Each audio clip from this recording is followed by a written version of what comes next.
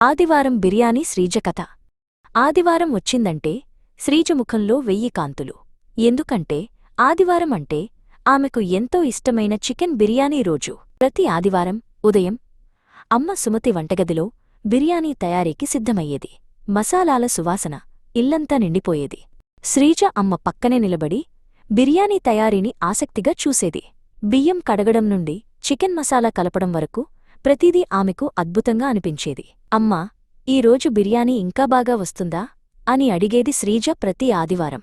అమ్మ నవ్వి, నీకోసమే కదా శ్రీజా, ఎప్పుడూలాగే అద్భుతంగా ఉంటుంది అని చెప్పేది. బిర్యానీ దమ్ మీద ఉన్నప్పుడు ఆ సువాసన శ్రీజకు ఆకలిని రెట్టింపు చేసేది. గంటలు నిమిషాలుగా మారాలని కోరుకునేది. మధ్యాహ్నం భోజన సమయం రాగానే నాన్న భాస్కర్ కూడా ఆఫీసు నుండి ఇంటికి వచ్చేవారు. అందరూ కలిసి భోజనం చేయడానికి సిద్ధమయ్యేవారు.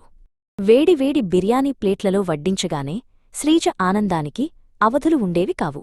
మొదటి ముద్ద నోట్లో పెట్టుకోగానే ఆమె కళ్ళు మూసుకుని ఆ రుచిని ఆస్వాదించేది. నాన్న భాస్కర్, అమ్మ సుమతి కూడా శ్రీజ ఆనందాన్ని చూసి సంతోషపడేవారు.